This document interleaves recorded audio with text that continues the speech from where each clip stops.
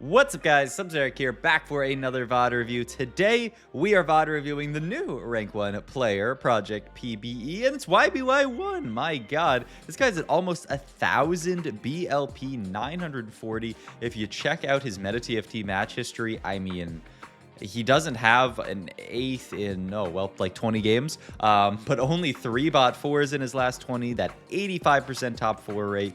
I mean, just going on an absolute tear amongst tears. And even if you scroll back further, you see a few 5ths in there, but really just an absolutely insane match history. Looks like he's even in a game right now. Is this correct? Oh my god, this guy is just a true grinder. So we are going to watch one of his VODs. This is a really interesting game that played into a line that I think is probably the least explored 3-cost reroll. Definitely the most inconsistent 3-cost reroll, I would say. So I wanted to talk through it because, you know, we see all this talk about these other 3-cost reroll lines, you know, but this line, not so much. This is I kind of want to see what he hovers the Lulu real quick, just to see what Lulu is. Though, sadly, it's not a Lulu game. We won't worry about it too much because it's not a Lulu game. But I do... Man, I think Lulu reroll might be my favorite reroll comp of this entire set, and hopefully I can find a Lulu reroll VOD for maybe tomorrow. If not, low-key, I'll do my own Lulu game just because, I mean, this comp is too fun. But yeah, we start off with some early upgrades here. He hovers Rogue there for fun, I guess. I will try to, you know, translate as best I can, even though I don't obviously speak Vietnamese. But, you know, I know most of the gods and things like that because there really aren't that many. So, first augment here, we have the Seraphim's one. We have the new Anima one, which they just added back in. The one, it's kind of similar to that one last out that would just give you the 3 lost streak units. This, in a similar way, just gives you Briar, Jinx, and Alawi and 10 HP, and says, have fun, play for lost streak. And then, obviously, the one that gives you all your 3 costs get buffed by 150 HP, 12% AS, and then it gives you the emblem as well that also buffs up units. I think this augment is just insane, this set, honestly. It's just really, really, really good. Because there's so many good 3-cost reroll lines that Legion of Threes just, you know, gives you access to all of them, and also can then add in, you know, extra units on top of them. So, you know, like I played it the other day. There's a game that's going live on my VOD channel, by the way. If you're not subbed to my VOD channel, go check it out. But there's a game on my VOD channel that I played literally yesterday where I grabbed this, got a Rogue emblem. The rest is history, man. Like, it's so easy from that spot because, you know, you're already playing something like a Kaisa, Fizz, Ornn. All of those get buffed up by Legion of Threes. You know, you're playing a Riven on your board who, you know, can't take the Rogue emblem but is really good. You throw a Rogue emblem on, like, Karma. She gets buffed up a lot, and she's just a monster. So I really, really like this augment, this set. And we get an interesting pickup here in the Sniper's emblem. The obvious answer is, well, there's a 3-cost sniper, and so we're going to play around it, which is Samira. So that's the game plan here. He actually team plans a really kind of cook version of the comp here, where he also fits Lulu onto this board here. So maybe I should go back and check what the Lulu thingy is. Okay, I went back, and it's Raining Steak, which is the one for the boar, and then there's also the one that heals. I guess also I probably could have done that a lot easier by just looking at the units. But yeah, I mean, this is a really cool version of the comp that you don't see too often. But, you know, Samira, Rost, Ornn is a very common just 3-unit core because obviously you want to play around Space Groove because Samira is a Space Groove, and then Rost provides you the knockup. And then most people, you know, are just playing maybe a few other 3 costs on this board. But the connection via Nami Lulu is really nice. Xayah fits in here really nicely, obviously, with Lulu, and then Fitz Jackson. We've talked about it before, but Space Groove has a lot of inbuilt synergy with the Stargazer comp. So it makes a lot of sense to play these guys together. So this is a really nice version of the comp. And then, yeah, you can fit Blitz and Aces on the comp and have a really good time. Only sad thing about this line right here is that you're not playing Nunu. I'd love to fit Nunu onto this board just because of his knockup.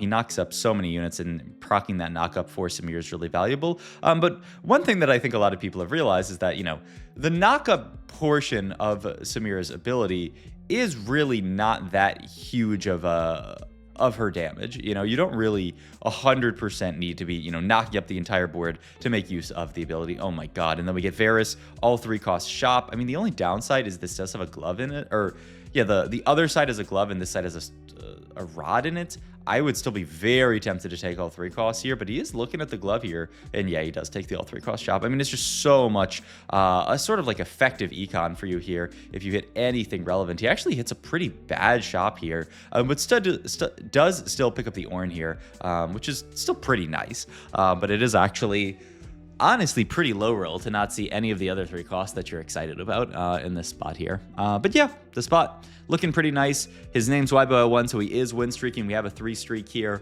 and you know, can hopefully play that into a 5 streak, especially with how strong the rest of the board is. I would even have considered slamming a Morello here to put on Nami or Lulu later, and then also, you know, to try to pull the streak, but we'll see. Seems like he doesn't care about that much right now. We do have a Gwen in shop who is a rogue, just a great unit that you could play on this board. You would have to drop out of the Rost here, and the big issue is that, you know, you wouldn't be able to make gold while also holding in the Rost, so I think this makes sense, and he does end up slamming the Morello here. So honestly, I think he was just yapping too hard last fight and would have probably slammed it if it did make a diff here. And the Morello, obviously very good on Talon. He jumps around, spreads it to the entire board. Damage over time is going to reapply that, so just really good stuff. And he's also winning all these fights with the boar in, so he's slowly getting that +1 gold every single round, which is really, really nice for his setup as well. And yeah, he's hovering 5. Yeah, he's thinking about that Nunu potentially. The downside is obviously then your 4 out of 5 space group, but you are 4 out of 5 boar, which does, I mean, work for the porpoises of boar. But yeah, gonna level up here, get 4 in, get Bastion in as well. Yeah, now he's gonna jump down. He's really considering. I would probably, I mean, I would scout my matchups here, and I think Gwen is a much stronger board, and so if I'm afraid of somebody's board here, I would slam the Gwen onto the board as opposed to the TF here. It looks like he's pretty confident. I mean, looking at his matchups, this person doesn't look all that strong, and the Talon, man, this guy, if you have a decent enough front line, this Talon guy is a monster, just jumping around. 3,500 damage. I mean, just clearing boards. All right, second augment here. The Radiant Pandoras. I mean, I am very partial to the swords here. We already have LW. This could allow for like a DB, Shojin Slam, and leave a component open for IE. I just wonder if you ever have too many AD components there. Maybe. The big thing is that this doesn't spike us that hard right now. We don't really have someone who's like really raring to go with all of these swords. You could think about the artifact, but I'm not sure that there's one that's really that good on Samira. Maybe like the Collector or something.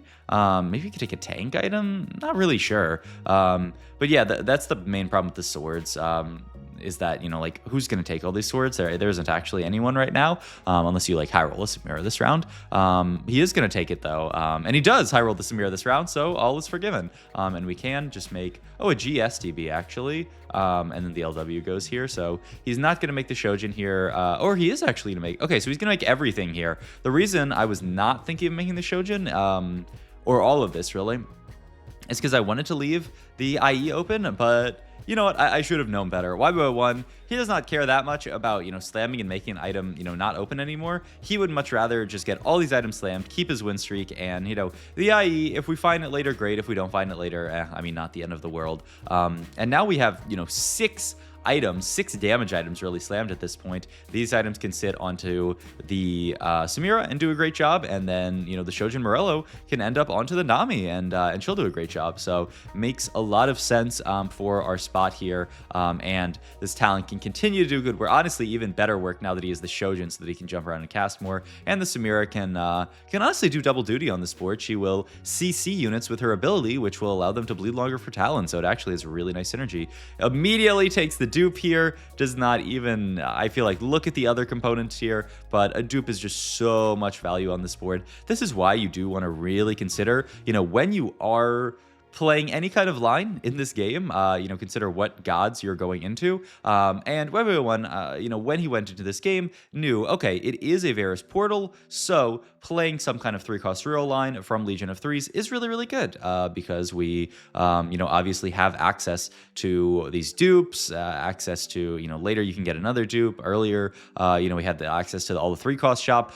It's just tailor-made to play for 3-cost reroll. And then once you get the boon from Barris, it buffs your board based on your star level. So if we can hit a few different 3 stars, you know, the Samira and the Ornn and the Rost, then we end up in a world where, okay, we actually have a ton of extra HP onto our entire board. So yeah, Spot continuing to look amazing here. Just a classic YBY1 Spot where he is just 100 streaking the entire game with very aggressive slams, a very strong board, playing around whoever he finds. Ooh, that person does have the Asol with the Ari's Aura, so that is going to be the Giga Asol with all the stars flying around it. We'll see how well they end up doing. Asol, just such a scary unit, man. This mighty mech comp, no matter how much Riot Games nerfs it, it still ends up just being completely broken, which is a little worrying ahead of live. But I mean, low-key, we're gonna see like we very well might see the Singedification. If you guys remember last set where Singed was really strong on PBE and then got absolutely just destroyed going into live, we might low-key see that happen to this Asol comp where it's like broken all PBE, and then once we reach live it just kind of sucks because they're tired of it being this good. Hopefully we don't see that, but yeah. Roll down here to try to hit our board here. Do find the Xayah, do find the Nunu here, so this is fantastic here. You can move the items to the Xayah, and are just gonna have to snipers the Nunu for now, which is kind of funny. We can start making some tank items. Declaw, the most obvious one here, especially in a world where there's a giant airship Asol flying around our board. Having a Declaw frontline is going to help a lot, and yeah, we actually do clear this guy here with the Declaw slammed, so good pickup there, and that is another notch in our 100 streak here. Last augment comes here. Almost feel like we don't need more items, but you can never have too many items, I guess. The big thing we need out of this is tank items, so I guess you just go roll. I mean, I don't think either of these augments do very much aside from that. He was looking at this. Can you take best friends here? I mean, you can. The only problem is you're going to lose out on the Boar Hex here, which kind of sucks. Might still just take it, though. It's a little awkward, honestly. But I don't know. I don't really like... this is lineup, I believe. And he does roll... He does say, yeah, I like this a lot, actually. The Tower. This is actually a perfect last augment here. Gives us some extra frontline and a little bit of extra damage here. This augment has been nerfed a decent bit since, I mean, really playtested was super broken. But, I mean, it's still a giant dummy that sits on your frontline.